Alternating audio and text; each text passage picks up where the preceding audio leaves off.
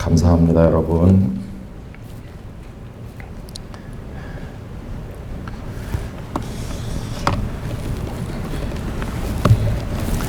오늘도 여기 뭐 또 멋진 특송이 있는 줄 알고 편안히 앉아 있었는데 갑자기 나오라 그래가지고 제가 또 언제 여러분들을 뵐는지 잘 모르기 때문에 그래서 드리고 싶은 말씀이 있습니다. 여러분, 저는 참 많은 교회를 방문해 보았어요. 그런데 우리 성도들은 교회가 없이는 살 수 없습니다. 종교개혁자들이 말하기를 교회는 성도들에게 어머니다 이렇게 말해왔습니다. 우리들은 그 어머니 품에 안겨있는 어린아이와 같고 갓난아기와 같고 교회는 우리를 품에 안고 있는 어머니다. 이 개념은 2000년 우리 교회 역사 속에서 많이 가르쳐진 교회와 우리 성도 사이의 관계입니다. 갓난아기는 엄마가 없으면 못 살잖아요. 똑같은 원리로 우리 성도들도 교회가 없으면 그 영혼이 살 수가 없습니다. 엄마가 젖을 물려주고 진자리 마른 자리 갈아 누이면서 키워주시는 덕택에 아기가 자라서 사람 구실을 하도록 성장하는데 교회가 있기 때문에 우리들이 하나님의 사람으로 자라날 수 있는 거죠. 저는 일산동안교회 성도들이 일산동안교회라고 하는 하나님께서 여러분을 위해 준비해 놓으신 이 따뜻한 품에서 좋은 영양분을 섭취하면서 하나님의 아들과 따님으로 잘 자라나가시기를 축복합니다. 이게 정말 중요한 겁니다. 그러면 어머니가 아기에게 젖을 물릴 때 어머니의 가슴을 열어서 그 젖꼭지로부터 생명을 먹이는 거죠. 젖이라기보다는 생명이죠. 그러면 일산동안교회에도 하나님께서 성도들을 위해 준비하신 마치 엄마의 젖꼭지와 같은 게 있는 거죠. 그게 뭐겠습니까? 다름 아닌 동안교회 강단입니다. 말씀의 강단.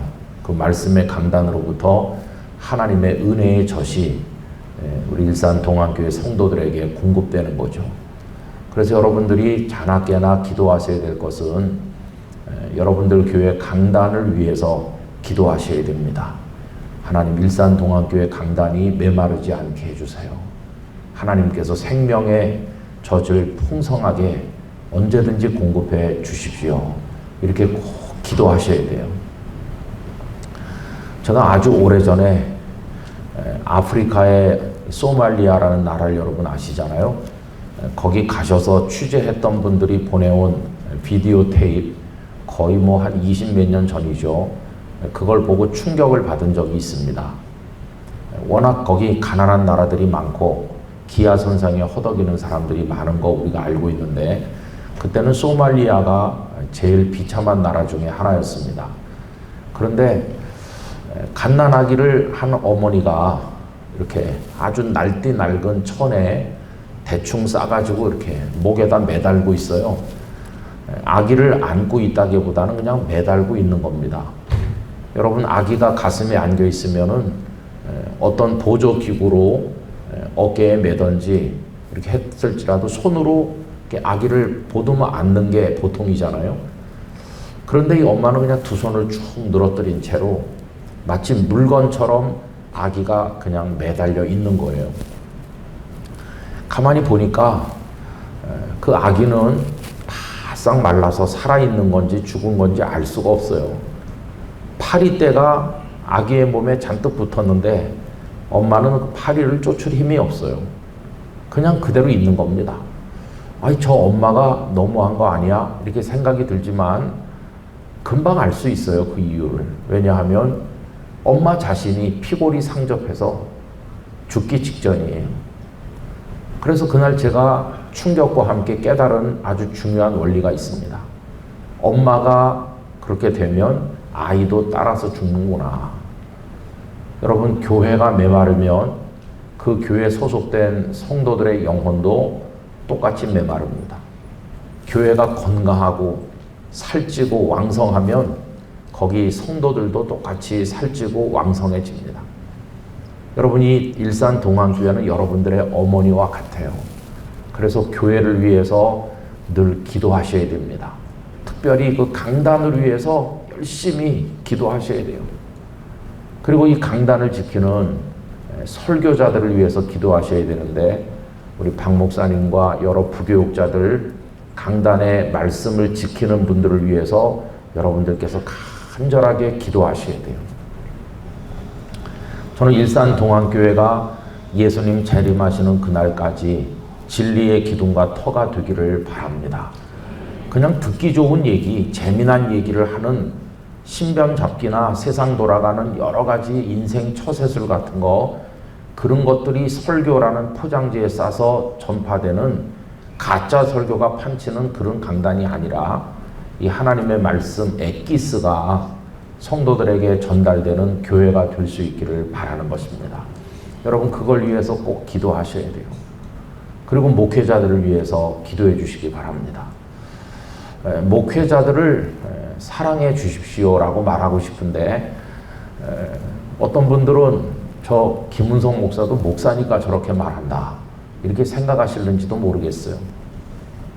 성도들이 목회자를 사랑한다고 그럴 때 어떻게 사랑하는 게 좋을까요? 어떤 분들은 명절도 다가오는데 목사님 집에 뭐 소고기라도 한 건 사다 드려야 되는 거 아니야? 자꾸 이런 식으로 생각해요.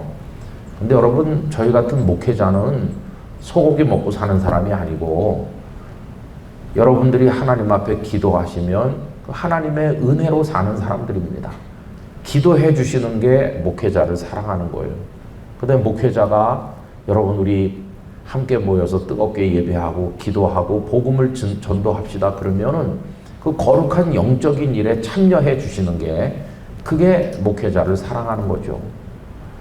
어떤 분들은 소고기는 사다 줬는데 기도합시다 그러면은 전혀 안 해요. 그러면 목사가 그 고기를 먹다 요만큼 내려가다 얹혀가지고 그게 건강에 큰 치명적인 상처가 되는 거예요. 그런 건 목회자를 사랑하는 게 아닙니다. 근데 목회자가 부족하잖아요. 이게 문제인데, 아이 목사님, 목회자들이 멋지고 성실하고 아주 매력 덩어리면 왜 사랑하지 않겠어요? 사랑하려고 하는데 마음에 드는 구석이 없고 그냥 처음부터 마지막까지 다 내 마음에 안 들어요. 그래서 내가 사랑하고 싶어도 사랑이 안 돼요. 그런 경우도 있을 거예요. 그런 경우가 왜 없겠습니까? 있겠죠. 근데 교회 역사 속에 보면 아주 중요한 가르침이 있어요. 여러분, 아우구스티누스, 우리가 흔히 영어식으로 그 이름을 많이 불러서 어거스틴 그러면은 이렇게 금방 알죠. 성 어거스틴 흔히 그렇게 부르고, 그 어머니 모니카의 기도도 우리가 알고 있고 그렇죠. 근데 원래 이름은 아우구스티누스죠. 그는 아프리카 사람이에요. 그런데 피부가 검은 그 아프리카 사람이 아니라 요즘에 북아프리카, 모로코 이쪽에, 알제리 이쪽에 보면은 굉장히 피부가 하얀 진짜 조각상 같은 그런 사람들이 사는데 그쪽 사람이에요. 근데 이 어거스틴은 굉장히 출중한 2000년 기독교 역사에 있어서 최고라고 평가되는 신학자이자 목회자였었죠. 그런데 그 어거스틴이 우리에게 가르쳐준 중요한 가르침들이 많이 있는데, 그 중에 하나가 교회론과 성직자에 관한 게 있습니다. 여러분, 어거스틴이 살고 있을 때 아프리카는 굉장히 소요를 많이 겪었는데, 그 중에 하나가 도나투스파 논쟁이라는 게 있어요. 도나투스는 사람 이름입니다.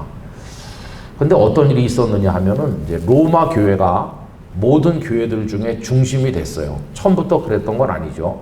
맨 처음에는 예루살렘 교회가 사도행전에서 중심 교회 아닙니까? 어머니 교회여가지고 예루살렘으로부터 복음이 이렇게 퍼져나갔는데, 시간이 100년, 200년 이렇게 흐르다 보니까 그 로마 제국의 수도가 로마니까 저절로 로마 교회가 이렇게 모든 교회들 위에 서게 됐어요. 여러분, 지금도 캐톨릭 교회 그 바티칸에 있는 교황이 똑같은 성직자인데도 머리 노릇을 하잖아요. 그거 비슷한 거죠.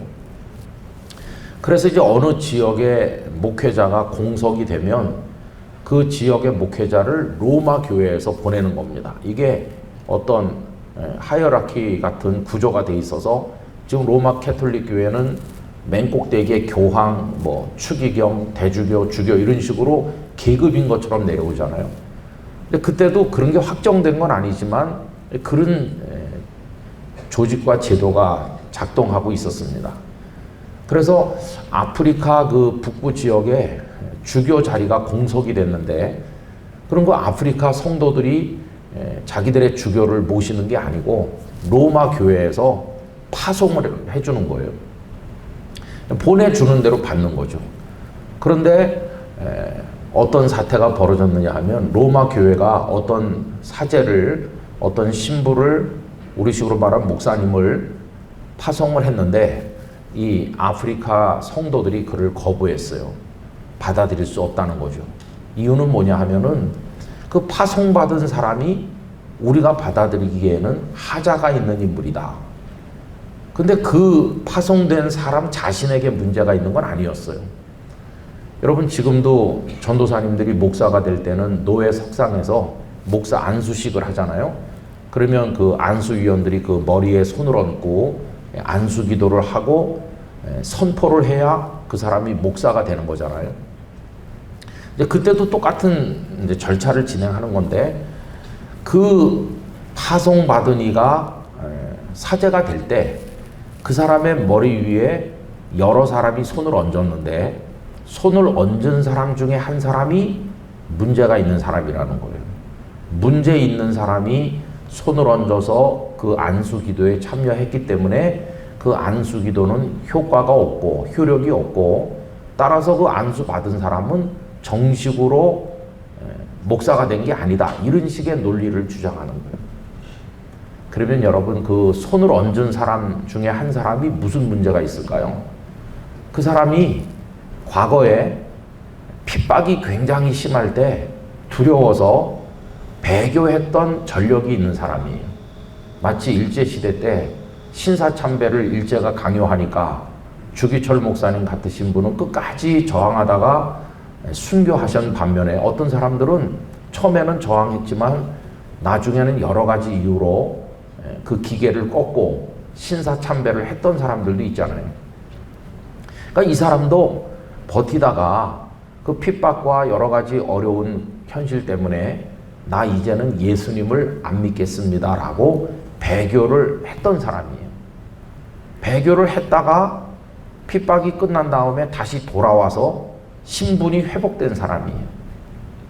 그러니까 우리나라도 신사참배를 많이 했어요. 많이 했다가 나중에 회개하고 돌아온 사람들이 많잖아요.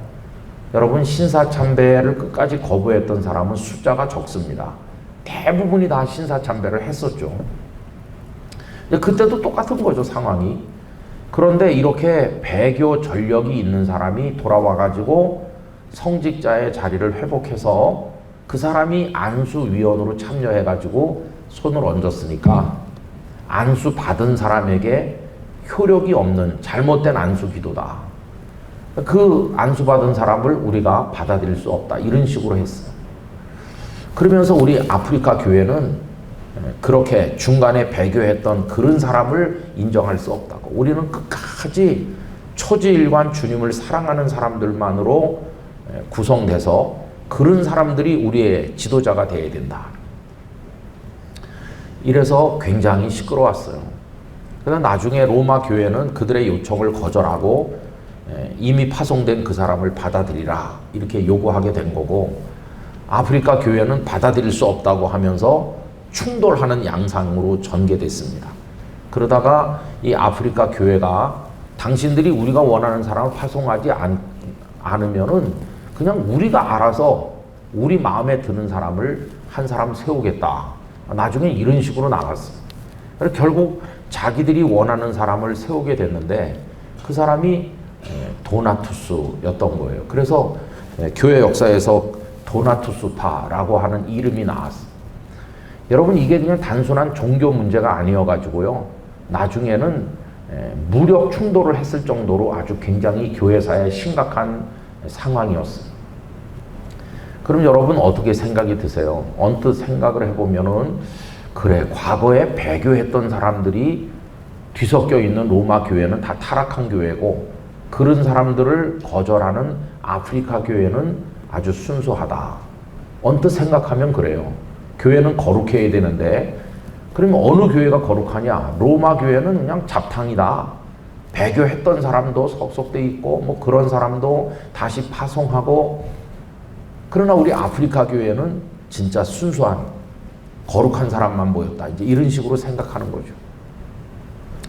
그때 이 분쟁이 굉장히 심각할 때 그 2000년 교회 역사에서 가장 위대한 신학자요 목회자라고 하는 어거스틴은 뭐라고 얘기했을까요? 자기 자신이 아프리카에 속한 사람으로서 어떤 가르침을 베풀었을까요?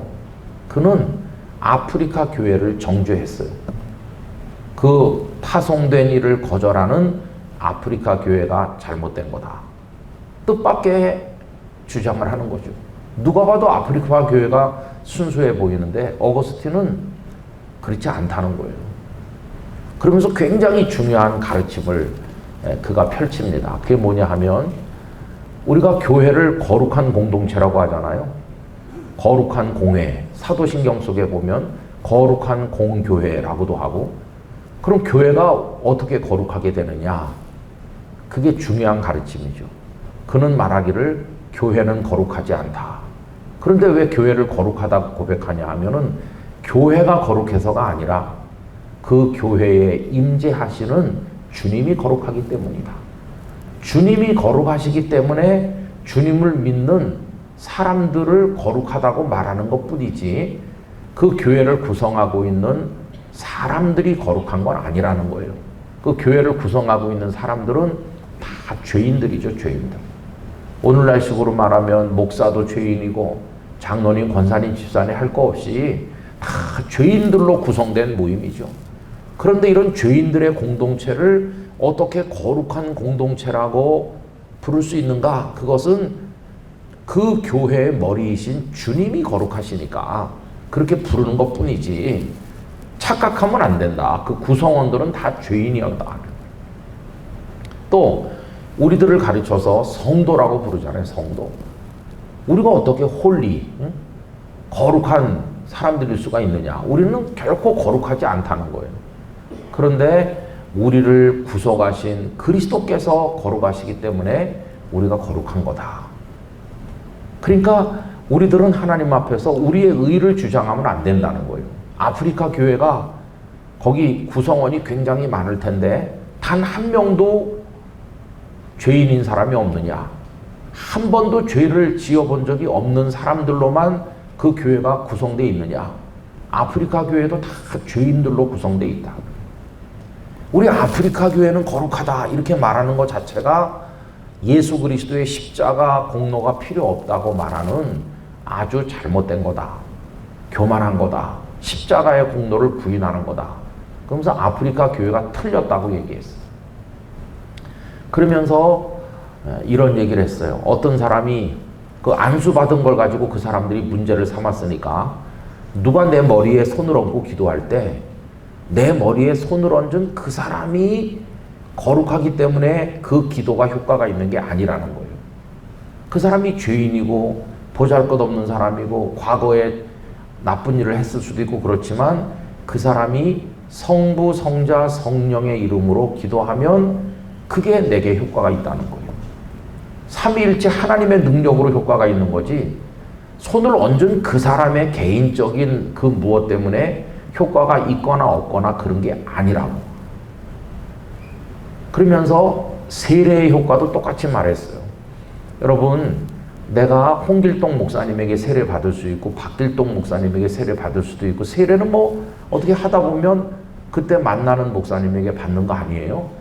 그런데 우리 인간적인 생각으로는 내가 들어보니까 많은 목사님 중에서 가장 존경받는 분이 홍길동 목사라고 하던데 기왕이면 나는 홍길동 목사님에게 세례받고 싶다. 인간적인 욕심이 그럴 수 있죠. 그러나 홍길동 목사님이 세례를 베풀어야만 그 세례가 효과가 있느냐? 아니에요. 홍길동 목사도 죄인이긴 똑같아요. 그러면 사람들에게 평소에 비난받는 박길동 목사님이 세례를 베풀면 그 세례가 효과가 없나? 그게 아니라는 거예요. 그 사람 개인에게 하자가 있다 할지라도 그가 성부, 성자, 성령의 이름으로 세례를 베풀면 삼위일체 하나님의 능력으로 그 세례가 효과가 있다는 거예요. 그러면서 굉장히 중요한 얘기를 하는 거죠. 여러분, 교회들이 오늘날 너무 많이 시끄럽습니다. 싸우는 교회도 너무나 많고 분교에 휩싸인 교회, 상처받고 떠나는 성도들, 지금 떠도는 사람들이 너무 많아요. 왜 이렇게 교회를 다니지 못하고 떠돌고 있습니까? 그러면은 다 교회에서 상처받았다고 그래요. 참 좀 한국교회 비극입니다. 상처를 왜 받았나 하고 이렇게 들춰보면은 그 목회자로 인한 상처, 뭐 이런 게 너무 많은 거예요. 목사에 대한 섭섭함, 뭐 목사님이 뭐 내 마음에 안 들어요, 뭐 별 얘기 다 해요.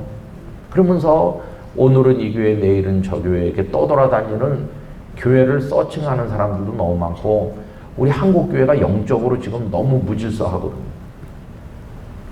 근데 여러분, 이 어거스틴의 오직 삼위일체 하나님의 이름으로 하는 거라고 하는 거, 우린 다 죄인이라고 하는 이 가르침이 종교개혁 시대에 와서 세컨 헬베틱 컨페션이라고 제2 스위스 신앙 고백이라는 게 있습니다. 거기서도 똑같이 가르쳐줘요. 거기서 뭐라고 특히 얘기하냐면은 설교와 관련해서 어떤 교회 홍길동 목사님이 설교해요. 그런데 사람들이 자, 홍길동 목사님은 한국 교회가 다 존경하는 목사님이다. 그러면 사람들이 많이 와가지고 그 말씀을 경청해요. 그러면 그 홍길동 목사님이 전한 설교는 진짜 설교고, 평소에 사람들에게 좀 안 좋은 비난을 받는 그 박길동 목사가 하는 거는 설교가 아닌가요? 그 제2 스위스 신앙 고백에서 가르치는 게 그겁니다. 박길동 목사가 하는 것도 하나님의 말씀이라는 거예요. 그가 자기 얘기를 늘어놓는 게 아니고 복음서에 있는 말씀, 성경에 있는 말씀을 읽고 그 성경에 있는 말씀을 이야기하는 한 누가 하든지에 상관없이 그건 하나님의 말씀이라는 거예요. 그렇기 때문에 회중은 설교자가 누구냐를 가려가면서 저 사람이 설교하니까 오늘은 잘 들어야 되겠다, 저 사람이 하니까 귀를 막아야 되겠다, 이렇게 하는 거는 인간의 눈으로 사람을 평가하는 교만이라는 거예요. 하나님께서는 자격이 없는 사람을 통해서도 하나님의 메시지를 전달하시기 때문에 그 사람이 누구냐에 따라서 우리가 귀를 열었다 닫았다 하면 안 되고, 모든 하나님의 말씀에 순종하고자 하는 마음의 준비를 가지고 그 말씀에 아멘 해야 된다는 거예요. 만약에 귀를 닫으면 손해보는 사람 누굴까요? 그 당사자죠. 그래서 지금 한국 교회가 어지러운 게, 아니 내가 어느 교회 소속은 돼 있는데 그 목회자들이 마음에 안 들어요. 그러면서 귀를 닫고 있으면 그분의 영혼은 점점 말라가는 거예요. 여러분, 우리나라에 지금 참 이상한 현상이 나타나고 있는데, 인구 센서스 조사를 해보면은 어느 종교를 가지고 있습니까? 물었을 때 한 18% 가까운 사람들이 자기를 기독교인이라고 말해요. 그 센서스 조사상에는 우리 기독교가 우리나라 최대 종교입니다. 현재 불교보다도 많고 현재 최대 종교예요.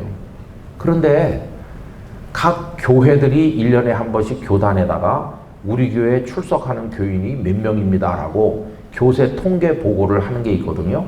그거를 노회가 다 모으고 또 그걸 총회에다 보고해서 총회가 모아가지고 1년에 한 번씩 우리 교단의 성도가 몇 명이다 이걸 발표하거든요.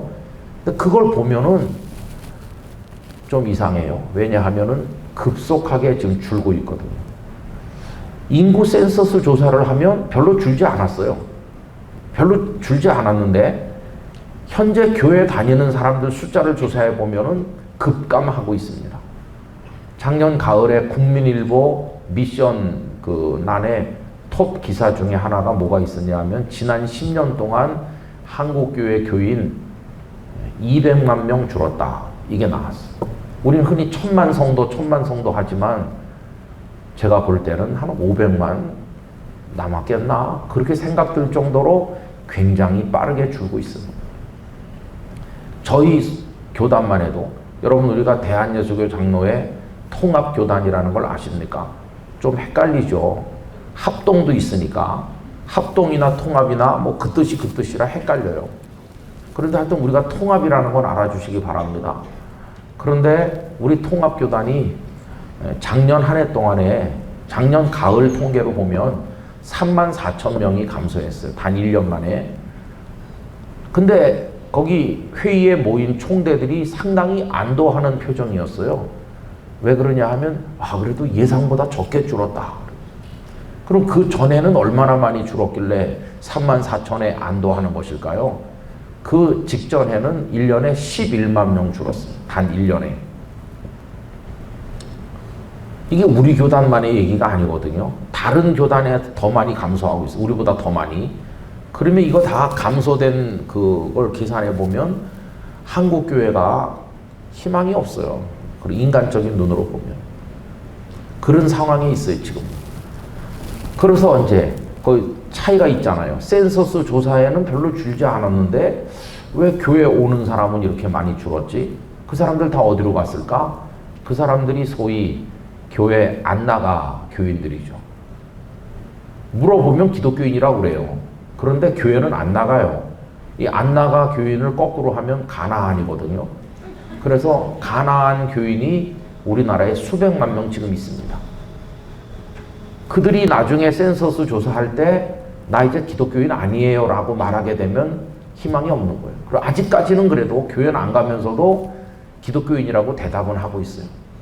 간신히 이렇게 걸려 있는 거죠. 교회는 안 오지만. 그분들이 영상을 보는지는 모르겠어요. 유튜브 같은 데서 설교는 그래도 가끔 듣고 우리 부모님 때부터 나는 기독교인인데 라고 하면서 가느다란 시로라기 같은 줄이 하나님께 연결되어 있는 사람들이 아마 수백만 명 될 거예요. 그들이 다시 교회 품으로 돌아오게 하는 거에 우리 한국교회 미래가 달려 있어요. 근데 이 가나안 교인 문제가 심각했었는데 요 최근에는 새로운 부류가 등장했어요. 그걸 갖다가 플로팅 크리스찬이라고 합니다. 플로팅 둥둥 떠다닌다. 어느 교회 다니십니까? 그러면은 뭐 AA 교회 다닙니다. 어느 교회 소속돼 있어요? 혹시 교회 직분을 가지셨습니까? 제가 교회 집사입니다. 그렇게 대답은 해요. 근데 그 교회를 가지는 않는 거예요. 헌금도 온라인으로 보내요. 그런데 그 교회를 1년에 몇 번밖에 안 가는 거예요. 소속은 돼 있다고 말하고 집사 직분도 받았다고 말하는데 별로 가지 않고, 그러면 예배는 어떻게 드리냐? 예배는 다른 교회 영상 예배를 드리는 거예요. 요새 설교 잘한다고 알려진 뭐뭐한 목사님, 그 목사님이 나한테 딱 맞아요. 그래서 예배는 다른 교회 예배를 드리고, 오늘은 이 교회, 내일은 저 교회. 여러분 컴퓨터 앞에 앉아서 얼마나 자유롭게 옮겨 다닙니까? 그래가지고 둥둥 떠다니는 거예요. 오늘은 여기서 예배 드리고 내일은 저. 그럼 담임 목사님의 영적 영향력이 바닥에 떨어집니다. 담임 목사님은 우리 교회 성도들을 이렇게 믿음 훈련을 받게 해가지고 이렇게 하도록 해야 되겠다. 그래서 목회 철학을 가지고 열심히 선포하는데 성도들은 목사님 꼭 그렇게 해야 될 필요가 있습니까? 제가 이번에 영상으로 어떤 다른 교회 목사님 설교를 들었는데 그분은 다르게 말씀하던데요. 이러면서 여러분 옛날에는 마을 하나에 교회 하나 있어가지고 선택의 여지가 없이 다 그 교회 다녔고 그 목사님의 가르침이 절대적이어가지고 목사님이 이렇게 합시다 그러면 다 했는데 지금은 5만 종류의 다양한 가르침을 받으니까 어떤 목사님에게 영적 영향을 잘 안 받아요. 뭐 이렇게 말하는 목사님도 있고 저렇게 말하는 목사님도 있다. 우리 목사님 너무 심해. 뭐 이런 식으로 하면서 소속은 돼 있지만 그 교회의 어떤 영적 흐름에 동화되지 않는 사람들이 점점 많아지는 거예요. 그러니까 교회가 옛날에는 응집력 있게 딱 뭉쳐 있었는데 지금은 이렇게 가장자리로부터 흩어져 나가는 거죠. 흩어져 나가가지고 이게 교회가 힘을 못 쓰는 거예요. 그래서 어떤 사역을 위해서 쫙 나가야 되는데 이미 가장자리는 다 풀어져 갖고 흩어져 나갔기 때문에 이 앞으로 한국교회가 어떻게 주님의 일을 감당할 수 있을지 그냥 편안하게 지내는 건 해요. 편안하게 이렇게 뭐 왔다 갔다 하는 건 하는데 정말 결단을 하고 복음을 위해서 다 같이 일어나야 될 때가 오면 그거 할 힘이 없는 거예요. 여러분, 이게 지금 한국교회 굉장히 심각해요. 그래서 저는 한 개인이 하나님 앞에서 믿음의 결단을 가지고 성경을 읽고 큐티를 하고 뭐 이렇게 기도하는 게 중요하다고 하지만 그건 동시에 위험하기도 하다, 그런 생각이 들어요.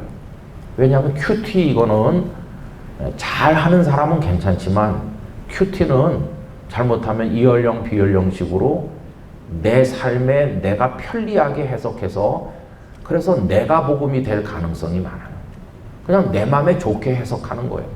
사실 주님이 말씀하신 뜻은 그게 아닌데 그냥 내 귀에 좋도록 나에게 편리하도록 적용하면 이 말씀을 왜곡하는 거잖아요.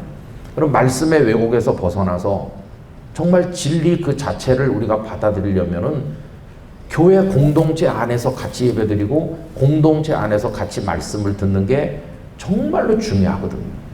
그래서 여러분, 저는 우리 일산동안교회 성도들이 개인 차원에서 주님과 가까이, 이번 주제 그대로 더 가까이 하시기를 바람과 동시에 이 일산동안이라고 하는 교회 공동체 안에서 여러분들의 믿음이 성장하시기를 바라는 겁니다. 이게 얼마나 중요한지 몰라요. 여러분, 요즘에 유튜브에 그 영향력을 많이 가진 설교자들이 있잖아요. 그래서 뭐 조회수가 많이 올라가는 설교자들이 있는데 그분들이 말씀에 똑바로 서서 바른 설교를 해가지고 조회수가 많으면 긍정적이지만 만약에 조금 말씀에서 삐딱하게 벗어나가지고 말씀을 왜곡하는데 사람들이 분별력이 없어서 그걸 다 듣고 있다 그러면 한국교회 신앙이 전부 이렇게 되는 겁니다. 그 다음에 이단들이 얼마나 많이 그 SNS를 점령하고 있습니까? 이단들은 사람들의 영적 갈증을 풀어준다 그러면서 가려운 데를 긁어주는데 특별한 달란트가 있어요. 우리 목사님 설교 들어갔고는 해결이 안 됐었는데 그 유튜브 영상 보니까 내 문제를 그냥 쏙 어떻게 그렇게 얘기해 주더라. 홀딱 넘어가는 거죠. 얼마나 위험한지 몰라요. 그래서 여러분, 이 교회 공동체, 이 전교인 수련회라고 하는 것은 여러분들이 한 몸이 되어 있다고 하는 걸 확인하는 정말 절호의 기회고 너무나도 소중한 거죠. 여러분, 이 교회를 좋은 교회로 갖고 나가시기를 축복합니다. 좋은 교회는 찾아다니는 게 아니라 눈물과 기도로 가꾸는 겁니다. 눈물과 기도로.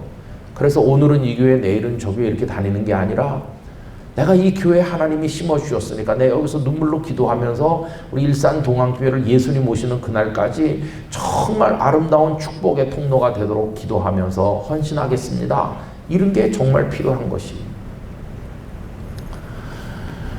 여러분, 그런데 오늘날 한국교회는 떠도는 사람도 많고 교회 애정이 많이 식어가지고 그냥 떠돌아다니는 사람 너무 무질서해요. 저희 영락교회도 새로 오는 분들이 있는데 참 마음이 불편해요. 주일 저녁 되면 새가족부에서 저한테 등록하신 분 이름, 뭐 남녀 성별, 또 뭐 그 전화번호 뭐 이런 거 다 기본 자료를 저한테 보내줘요. 그래갖고 주일 저녁에 이렇게 보면은 거의 대부분이 다른 교회 다니다가 온 사람들이에요. 그런 걸 전입이라고 그래요. 전입. 타 교회 다녔었는데 뭐 부산에서 서울로 이사를 왔다. 그런 경우야 뭐 우리가 할 수 있어요. 그런데 가까운 데 있으면서 교회로 옮겨온다. 이거는 하나도 기뻐할 일이 아니에요. 하나님 입장에서 보면 이 주머니에서 꺼내서 이쪽 주머니로 넣는 거니까 똑같아요. 괜히 넣었다 뺐다 하다가 다치기나 하지. 신입이 있어야 되는데, 신입. 처음 믿는 사람. 예수님을 몰랐다가 처음 믿는 사람이 많아야 되는데 신입은 한 30%가 되기가 어려워요. 전입이 왜 그렇게 많은지 모르겠어요.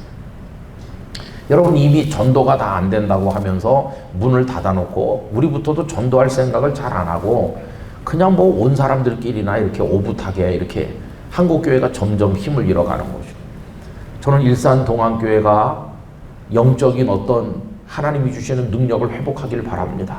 복음을 전도해야 되는 거예요. 힘있게 모여서 찬양하고 기도하고 다시 영적인 능력을 우리가 무장해야 되는 것이에요. 우리 예수님은 하늘과 땅의 모든 권세를 가지신 분이시잖아요. 이 전교인 수련회가 그런 계기가 되시기를 축복합니다.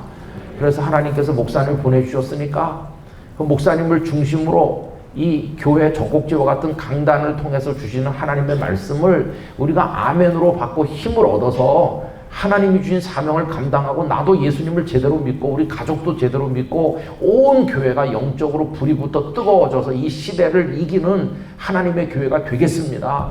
그런 게 필요한 것이에요. 여러분, 그런 저돌적인 열정을 가지고 하나님 앞에서 믿음 생활을 하시기를 바라는 것입니다.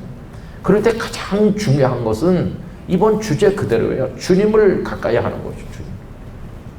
제가 어제 저녁에 이 나이가 되도록 목회를 하다가 보니까 이제는 거짓된 것과 참된 것을 가려내는 일을 해야 되겠다는 생각을 가지게 되었다고 말씀드렸잖아요. 그 중에 하나가 이런 게 있습니다. 여러분, 우리 한국교회에서 이제 많이 그동안 좀 잘못 가르쳐 온 것 중에 하나는 이제 기복주의인데, 기복은 좋은 거예요. 저는 우리 동안의 성도들이 하나님 앞에 복을 많이 구하시길 바라고 그 복을 많이 받으시기를 축원합니다. 기복, 하나님 나에게 복을 주세요. 이거는 부끄러운 것도 아니고 잘못된 것도 아니에요. 왜냐하면 하나님께서는 복을 주시는 분이거든요. 세상을 창조하시고 인생들을 창조하시고 복을 주셨다. 하나님 복을 주시는 분이세요. 아브라함에게도 복을 주시고 내가 복을 준다고 말씀했어요. 신명기 28장 앞에 보면 여호와 하나님의 말씀을 삼가 듣고 청종하고 지키는 자에게는 복을 주는데 들어가도 복을 받고 나가도 복을 받고 성읍에서도 들판에서도 복을 받고 떡반죽 그릇 우양의 새끼 몸의 소생이 복을 받는다. 복에 관한 얘기가 얼마나 많은지 몰라요. 그러니까 하나님 저에게 복을 주시옵소서 이렇게 기도하는 건 절대로 잘못된 게 아니에요. 여러분, 복에는 여러 가지가 있습니다. 물질의 복도 있고 건강의 복도 있고 성경이 여러 가지를 얘기하고 있으니까 그걸 다 구하세요. 그걸 구하는 건 잘못된 게 아니에요. 저도 이렇게 기도해요. 영락교회 성도들의 11조 예물이 늘어나게 해달라고. 그래서 하나님의 교회 창고를 채워서 많은 주님의 일을 할 수 있게 해달라고 기도해요. 아니, 목사가 무슨 그런 걸 위해 기도하나? 아니, 왜 기도해야죠? 당연히 하나님께서 주시는 분이시니까. 복을 구하는 건 잘못이 아니에요. 그런데 기복은 잘못이 아닌데 기복주의자가 되면 이건 잘못된 것이에요. 여러분, 기복주의자가 되면 뭐가 어떻게 잘못되는 것인가? 오늘 저녁에 제가 그 얘기를 이제 말씀드리려고 하는 거예요. 건강한 성도, 건강한 교회가 되려면 기복을 해서 복을 많이 받아야 되는데 그러나 기복주의가 되면 안 돼요. 여러분, 우리 한국교회는 이런 생각이 있어요. 각자가 다 가나안 땅을 마음에 가지고 있어요. 이스라엘 백성들에게 있어서 어떤 절대적인 목표가 있었다면 가나안 땅이죠. 아브라함, 이삭, 야곱에게 말씀하신 젖과 꿀이 흐르는 가나안 땅에 들어가야 된다. 그래서 민족적 차원에서나 개인 차원에서나 우린 다 어떤 소원을 가지고 있어요. 그 소원이 기도 제목이 되고 그것이 인생의 목적이 되고 그게 우리의 가나안이죠. 여러분들 학생은 학생대로 어르신들은 어르신들대로 다 나름대로의 가나안이 있는 거예요. 하나님 그 가나안을 나에게 주세요. 이 산지를 내게 주세요. 우리 그렇게 찬송도 하고 기도도 하잖아요. 자, 그런데 이제 그거는 좋은 건데 우리 속에 어떤 가치 판단이 들어있냐면은 이런 게 있어요. 가나안을 얻으면 복을 받은 사람이다. 가나안을 못 얻으면 복을 못 받은 사람 내지는 저주받은 사람이다. 그런 공식이 아주 강하게 우리 뇌리 속에 박혀 있어요. 가나안을 얻으면 성공한 성도, 가나안을 못 얻으면 실패한 사람, 이렇게 생각해요. 근데 많은 목회자들이 나름대로의 가나안을 가지고 있습니다. 저도 이제 철없는 젊은 목사였을 때 저의 가나안은 교인이 많아지는 거였어요. 작은 교회에 부임했으니까 좀 교인이 많아졌으면 좋겠다. 그래서 막 교인이 많은 그런 교회를 목회하는 목사님을 보면 와, 저 목사님 어떻게 저렇게 큰 교회 목사님이 됐을까? 제가 30대 초반에 젊은 목사였을 때 그런 생각 많이 했어요. 목회자 세미나 같은 데 가면은 우리나라의 명성이 대단하신 목사님들이 강사로 계속 나오잖아요. 그러면 뒤에 앉아가지고 야, 저분은 정말 대단하다. 설교도 너무나 잘하는 거예요. 그래서 하나님 저분이 가진 성경이나 제가 가진 성경이나 다 똑같이 대한성소공에서 만들었는데 어떻게 제 눈에는 저런 게 안 보이고 저분 눈에만 저런 게 보입니까? 이런 생각도 하기도 하고 그랬어요. 그런데 그게 이제 저의 가나안인 거죠. 어떻게 하면 사람들 많이 오게 할까? 그게 가나안인 거예요. 그럼 여러분, 가나안을 얻으면 성공이고 못 얻으면 실패라고 우리 속에 그게 너무 깊이 박혀 있는데 조금 이상하잖아요. 왜 그러냐 하면 모세를 생각해 보세요. 모세. 그 생각이 틀렸다는 것을 보여주는 단적인 증거가 모세입니다. 모세가 가나안을 얻었나요? 모세는 가나안에 발도 못 디뎌봤어요. 모세는 그냥 느보산에서 이렇게 보고 끝났어요. 목사님 말씀드리니까 요 최근에 성지순례 갔다 오셨다고 그러던데 여러분들이 느보산에 올라가셨다고 들었습니다. 느보산 높은 데 올라가서 쭉 보면 바라다 보이잖아요. 그냥 거기서 끝났어요. 가나안에 못 간 모세. 그러면 우리 공식대로 하면 실패자 모세입니까? 가나안에도 못 갔대. 모세는 저주받은 사람이야. 여러분 그렇습니까? 성경은 그렇지 않다고 말씀합니다. 창세기부터 시작해가지고 요한계시록까지 우리가 66권을 읽는데 모세 이야기는 출애굽기서부터 나오잖아요. 출애굽기 벌써 2장부터 모세가 본격적으로 등장해가지고 그 뒤까지 중간에 모세가 많이 나옵니다. 모세가 실패한 사람이라면 어떻게 하나님께서 성경 속에서 모세를 이렇게 우리 앞에 돋보이게 할 수 있나요? 더군다나 신명기 34장은 모세가 세상 떠난 다음 얘기를 말씀하는데 모세를 얼마나 추켜 세우는지 몰라요. 하나님과 대면하여 알던 사람이다. 여러분, 죄인인 인생이 감히 어떻게 하나님과 얼굴을 마주댈 수 있습니까? 그런데 모세는 그런 사람이었다고 칭찬하고 있어요. 그뿐이 아니죠. 예수님께서 산 위에 올라가셔서 그 형체가 영광스럽게 변화되셨을 때 거기 두 사람이 나타나는데 한 사람은 예언자의 대표라고 하는 엘리야가 나타나고 또 다른 한 사람은 모세죠. 모세가 엘리야와 함께 나타나서 변화되신 예수님과 함께 예수님의 순환 받으실 일을 같이 의논했다. 아니 모세가 저주받은 사람 같으면 저 지옥에 가 있어야 되는 거죠. 또 히브리서 11장에 보면 믿음의 사람들을 쭉 얘기하는 가운데 모세를 얼마나 칭찬하고 있습니까? 여러분 모세는 결코 실패자가 아니에요. 그래서 여기서 우리 공식이 무너지는 거예요. 가나안을 얻으면 성공, 못 얻으면 실패라고 하는 우리의 그 이상한 공식이 모세의 인생을 가져다 놓으면 다 무너지고 말아요. 그 공식이 틀렸다. 그래서 거기서 새로운 명제를 발견하게 돼요. 가나안을 얻은 것과 상관없이 성공과 실패의 기준은 따로 있다는 거예요. 가나안이 기준이 아니고 다른 기준이 존재한다는 걸 알게 돼요. 모세는 성공 중에서도 위대한 성공을 거둔 사람인데 가나안을 못 얻었지만 그럼 어떻게 그는 가나안도 못 얻었는데 위대한 성공을 거둔 사람인가? 그거는 진짜 위대한 걸 얻었기 때문에 진짜 위대한. 가나안 땅을 1000개, 10,000개 합친 것보다도 정말로 위대한 걸 얻은 사람이기 때문에 그는 최고인 거예요. 모세가 얻은 게 뭡니까? 다른 게 아니라 그는 하나님을 얻었어요. 그는 하나님을 얻은 사람이에요. 그래서 하나님과 얼굴을 마주 대하던 사람이에요. 또 시내산에 부르심을 받고 올라가서 하나님과 함께 있었는데 산에서 내려올 때 얼굴에서 광채가 났어요. 근데 거기 보면 뭐라고 되어 있냐면 하나님과 말씀을 나눔으로 인하여서 얼굴에서 광채가 나요. 여러분 하나님과 깊은 교제 속에 있는 사람은 그 얼굴에서 빛이 나는 거예요. 그의 삶에서 그 영혼의 모습이 빛이 나요. 하나님과 늘 동행하고 하나님과 함께 사는 사람은 그렇게 돼 있어요. 그런데 중요한 건 뭐냐 하면은 모세 자신이 자기 얼굴에 빛이 나는 걸 몰랐다는 거예요. 남들이 보고 알아차리니까 내가 이상한가? 그래서 수건으로 빛을 가린 거지. 자기 자신도 모르게 빛이 배어 나오는 거예요. 그런데 요즘에 하나님과 깊이 교제함으로써 그의 삶에서, 언어에서, 그의 모든 것에서 이렇게 하나님의 향기, 하나님의 빛이 배어 나오는 사람이 있습니까? 참 드물죠. 요새는요, 그 반대예요.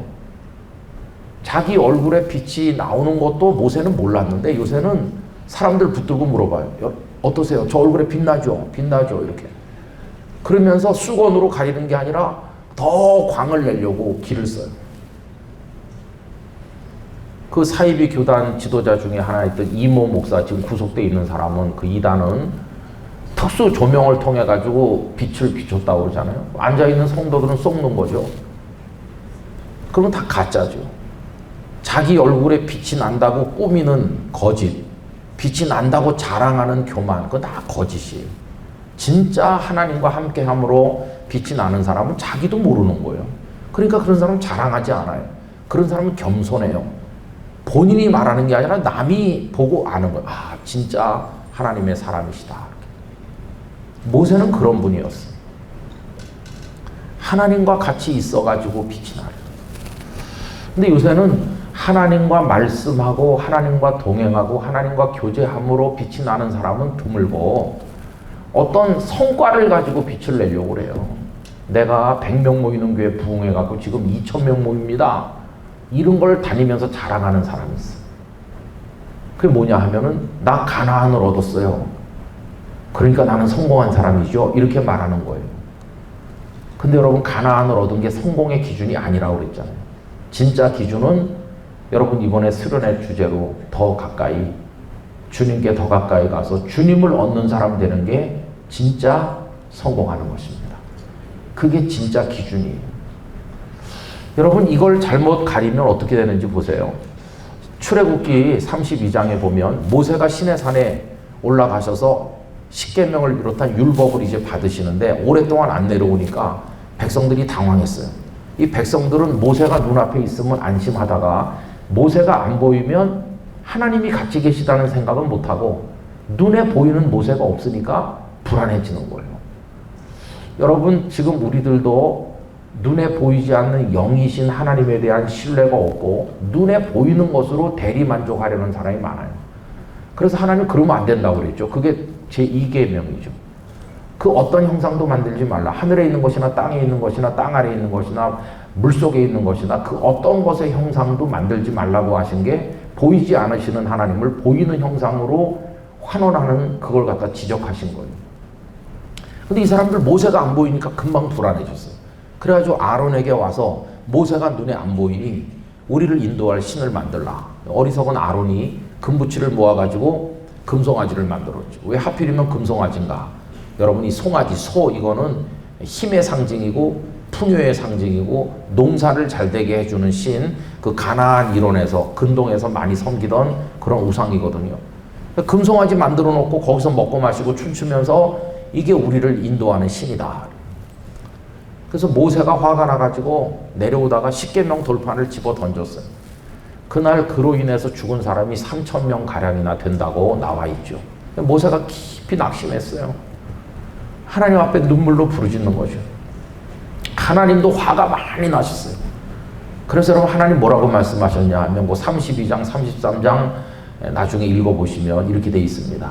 모세에게 하시는 말씀이 내가 이 백성에게 실망했다. 그렇지만 내가 약속을 했지. 가나안 땅 준다고. 나는 한번 말하면 지키는 하나님이니까 가나안 땅을 주겠어. 약속한 거니까. 가나안 땅을 주신다는 거예요.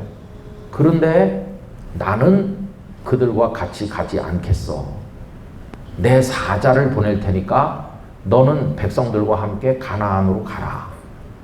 나는 같이 안 가. 이렇게 딱 끊으시는 거예요. 여러분, 이게 뭡니까? 가나안 땅을 주시긴 주시는데 하나님은 같이 가시지 않겠다는 거예요. 그러면 그 가나안은 어떤 가나안입니까? 하나님께서 안 계시는 가나안이 되는 거예요. 아까 제가 기복은 잘못된 게 아니지만 기복주의는 잘못된 거라고 그랬는데, 기복주의는 하나님 복 주세요. 난 복을 받는 게 목적이에요. 이렇게 말하는 게 기복주의예요. 기복은 뭐라고 말하냐면은 하나님 저에게 복을 주세요. 그러나 이 복보다 더 소중한 분은 하나님 당신이십니다. 이렇게 말하는 게 기복이에요. 기복은 복보다 하나님을 더 소중히 여겨요. 그러나 기복주의는 복만 얻으면 하나님이고 뭐고 필요 없다. 이렇게 말하는 거예요. 나는 가나안만 얻을 수 있으면 이제 하나님 없어도 돼. 이렇게 말하는 게 기복주의죠. 그래서 그들이 하나님 없는 가나안을 얻어야 될 상황이 온 거예요. 그랬더니 모세가 감사합니다. 약속하신 대로 가나안을 주시니까 감사합니다. 그러면서 백성들과 가나안으로 갔을까요? 그게 아니에요. 모세는 슬퍼 울면서 하나님 당신께서 가시지 않는 가나안이 무슨 우리에게 복이 되겠느냐고. 하나님 없는 가나안은 필요가 없으니까 제발 우리만 가라고 하지 마시고 저와 함께 가주세요. 함께 가셔서 하나님이 계신 가나안을 우리에게 주세요. 여러분, 우리는 양자택일해야 될 때가 많아요. 하나님 없는 가나안을 얻을 것인가? 아니면 하나님이 함께 계시는 광야에 살 것인가를 선택해야 될 때가 있어요. 근데 많은 사람들이 기복주의적으로 흘러가지고 복만 얻으면 하나님 필요 없다는 식으로 가나안만 얻으면 하나님 없어도 된다. 여러분, 성공했다는 많은 크리스찬들이 있죠. 물질의 복을 받았느니 뭐 유명해졌느니, 근데 정말 그들의 영혼 속에 하나님 계신가? 여러분, 요즘에도 뭐 성공했다는 목회자, 성공했다는 크리스찬들 많아요. 나와서 간증도 하고 뭐 그래요. 근데 가끔 보면 하나님 같이 계신가? 의심이 들 때가 있어. 그들의 말과 행동과 살아가는 모습과 그 이후에 처신하는 거 보면 하나님 없는 것 같은데, 그리고 하나님 없는 가나안에 들어갔나? 여러분, 이스라엘이 어디서 망했나요? 이스라엘이 광야에서 멸망했습니까? 아닙니다. 이스라엘은 가나안에 가서 망했습니다. 가나안에 가서 사사시대를 살고 사울이 왕이 돼가지고 통일 왕국시대 사울, 다윗, 솔로몬 살고, 솔로몬 죽은 다음에 두 나라로 갈라져서 북왕국 이스라엘, 남왕국 유다 이렇게 있다가 북왕국 이스라엘은 BC 721년 아시리아에게 멸망했고, 남왕국 유다는 BC 586년에 바벨론에게 멸망해서 완전히 망했어요. 가나안이 아니기 때문에 망한 게 아니라 가나안에 갔는데도 망해요. 왜? 하나님 없으니까. 다 우상 숭배하고. 하나님 없는 가나안 땅은 복이 아니에요. 하나님 없는 가나안 땅을 얻느니 차라리 하나님이 함께 계시는 광야를 얻어야 되는 거예요. 여러분, 광야가 척박하고 어려운 곳이긴 했지만 매일같이 기적을 경험하는 곳이었어요. 만나와 메추라기를 매일 먹죠. 구름 기둥과 불 기둥이 함께하죠. 하나님의 능력으로 아말렉을 이기고 아모리 사람에게 승리하고 반석에서 솟는 물을 마시고, 거기는 하나님이 함께 하시는 곳이었어요. 그래서 진정으로 믿음 생활을 제대로 하는 사람은 하나님 안 계시는 가나안 같은 거 쳐다보질 않아요. 나는 하나님을 얻고 싶어요. 하나님과 동행하는 곳이라면 광야도 괜찮아요. 저는 우리 일산 동안의 성도들에게 하나님 없는 가나안보다는 하나님 계신 광야를 선택하시기를 권해드리고, 그리고 그보다 더 한 걸음 더 나가서 최고는 뭘까요? 최고는 하나님이 계신 가나안을 얻는 것이, 하나님이 계신 가나안이 최고인 것이죠. 제가 오늘 시편 이 15편 말씀을 읽은 것은 바로 그런 입장에서 볼 때 다윗이 그런 사람이거든요. 여러분, 시편 15편은 제가 제일 좋아하는 말씀 중에 하나입니다. 성경 전체 중에서. 근데 시편 15편 1절 말씀이 어떻게 되어 있나? 1절만 우리 한번 다 같이 읽어보실까요? 여호와여, 주의 장막에 머무를 자 누구오며 주의 성산에 사는 자 누구오니까, 이렇게 말하잖아요. 이 다윗은 왕이잖아요. 그러면은 왕은 어떤 소원을 가져야 될까요? 하나님, 저에게 소원이 있습니다. 제가 들어가고 싶은 가나안이 있습니다. 저의 소원은 기왕의 왕이 됐으니까 시시한 왕이 되지 말고 큰 나라를 건설해가지고 대제국의 대왕이 되는 게 저의 소원입니다. 그 1절 이렇게 나오겠죠. 어찌하면 대제국을 건설할 수 있으며 어떤 사람이 대제국의 대왕이 되는 것입니까? 이렇게 기도를 드릴 수 있잖아요. 1절. 그러면 2절부터 5절까지는 1절에 의해서 결정되는 거예요. 1절이 그런 내용이라면 2절부터 5절까지는 이렇게 나오겠죠. 대제국이 왕이 되려면 군사를 많이 모아야 된다. 군사를 많이 모으려면 군비가 많아야 되니까 세금을 많이 걷어야 되고, 또 병력이 많아야 되니까 사람들을 다 징집해야 되고, 그리고 군비를 많이 확충하려면 세금을 많이 걷어야 되는데 국민들 가지고는 부족하니까 작은 나라들을 점령해야 하고 수탈해야 되는 거고, 그리고 날마다 전쟁을 해야 되는 거죠. 인정사정 보면 안 되고 영토를 넓혀야 되는 거고, 그래야 대제국의 대왕이 되는 거죠. 그런 게 2절부터 5절까지 나올 거예요. 1절이 뭐냐에 따라서 2절부터 5절까지가 정해져요. 1절이 우리 마음에 품은 소원, 우리가 가지고 싶은 가나안이라면 2절부터 5절까지는 강론이죠. 어떻게 하면 되는지 그 행동 강령이 2절부터 5절까지죠. 그게 우리 인생을 만들어가는 겁니다. 근데 다윗은 왕인데도 그런 걸 기도하지 않았어요. 다윗의 기도가 얼마나 멋집니까? 주의 장막에 머물 자가 누구며 주의 성산에 사는 자 누굽니까? 이 기도는 이렇게 바꿀 수 있어요. 하나님, 저는 대제국의 왕이 되는 그런 가나안을 포기했습니다. 저의 소원은 하나님을 얻는 겁니다. 하나님과 함께 있는 겁니다. 모세가 하나님과 함께 있었기 때문에 가나안에 못 갔어도 위대한 하나님의 사람인 것처럼 저 다윗도 하나님의 성산에서 하나님과 함께 하나님과 더불어 살 수만 있으면 더 바랄 게 없습니다. 그러니까 하나님이 함께 하는 사람이 되려면 어떻게 하면 될까? 그게 2절부터 5절까지 쭉 나오는 게 그 얘기입니다. 하나님과 함께 사는 사람 되고 싶으냐? 제일 먼저 나오는 거 정직해라. 이런 식으로 쭉 5절까지 나오는 거예요.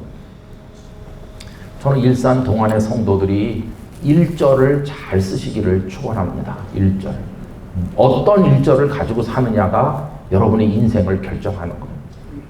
하나님 없는 가나안을 여러분의 1절로 쓰시면 2절부터 5절까지는 부패된 내용으로 가득 찰 수밖에 없어요.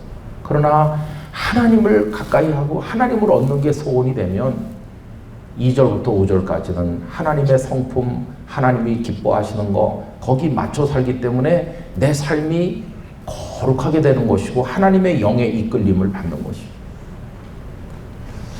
참과 거짓을 구분하고 싶은 그런 마음이라고 그랬는데 그 기복주의식 설교를 하고 성도들에게 가나안 땅을 얻으라고 계속 말하는 거는 엉터리 목회를 하는 것이죠. 성도들에게 여러분 가나안보다 하나님을 얻으세요. 하나님을 얻으셔야 됩니다. 그걸 위해서라면 기꺼이 가나안을 포기하세요. 가나안을 포기하고서라도 하나님을 얻으십시오. 이렇게 말해야 그게 맞는 얘기죠.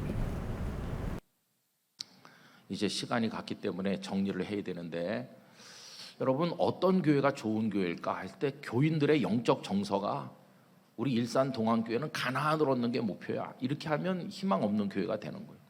그러나 모든 성도들이 우리의 목표는 하나님과 함께 하는 거다. 하나님과 동행하는 교회가 되고 그런 성도가 되는 거다. 그렇게 소원을 가진다면 하나님께서 여러분을 축복하시고 여러분의 구하지 않은 기도까지 응답하실 줄을 믿습니다. 그게 건강한 교회, 건강한 성도죠. 17세기에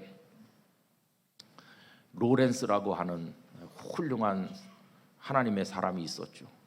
이분은 한 20살도 되기 전에 전쟁터에 나갔어요. 그래가지고 부상을 입어서 건강이 많이 상했고 몸이 좀 온전치 않았다고 그래요. 배운 것도 별로 없고. 그래 로렌스는 그냥 고생을 많이 하는 인생을 살다가 나이가 50살쯤 됐을 때 내가 이렇게 살아서는 안 되겠다 생각을 하고 칼멘 수도원에 들어가서 수도사가 됐어요. 근데 여러분 수도원에 들어가면은 그 뭔가를 해야 됩니다. 수도사들이 다 하루 종일 열심히 기도도 하고 일도 하고 수도원에서는 노동을 중시하거든요. 근데 이 사람에게 뭘 맡겨야 되는데 배운 것도 없고 할 줄 아는 것도 없으니까 그래서 그 수도원에서는 고민하다가 로렌스에게 그냥 가장 초라한 일을 맡겼어요. 그 수도원에 쓰레기를 치우고 부엌에서 음식 찌꺼기를 정리해서 버리고 부엌을 청소하고 완전 밑바닥 허드렛 일을 해라. 젊은 사람도 아니고 나이가 50이 넘었는데 그런 일을 시켰어요.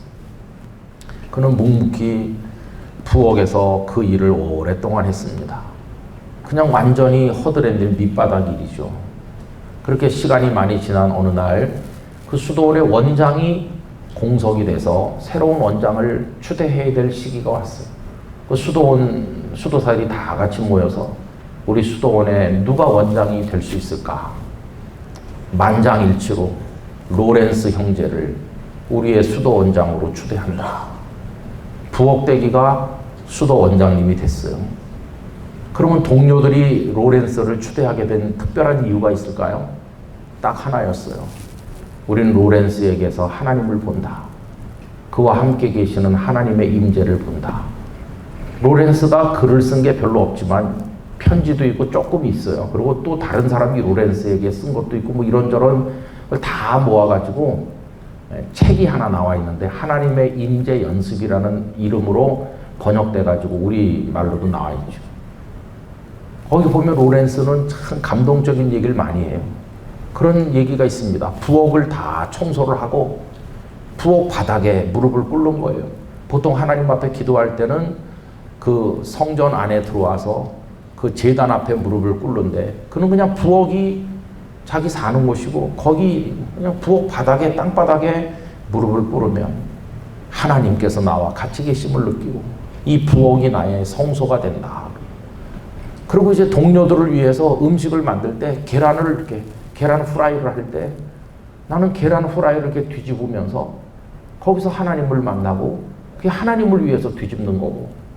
그래 로렌스는 인간적으로 얻은 게 없지만은 그는 하나님을 얻은 사람. 그에게서 하나님의 빛이 보이는 거죠. 마치 모세에게서 광채가 나는 것처럼. 로렌스 형제는 그 하나님과 더불어 살아가는 사람의 어떤 영성의 어떤 모델같이 우리 교회 역사 속에서 빛나고 있는 것이죠. 하나님을 얻은 사람. 여러분 이제 마지막으로 말씀을 마무리해야 되는데 가나안을 얻는 데다가 목을 메고 살면 어떤 일이 벌어질까요? 건강도 가나안 중에 하나예요. 우리가 얻고 싶은. 근데 내가 이제 어떤 병에 걸렸을 때 하나님께서 하나님 저에게 건강의 가나안을 주세요. 그랬더니 주시는 수가 있어요.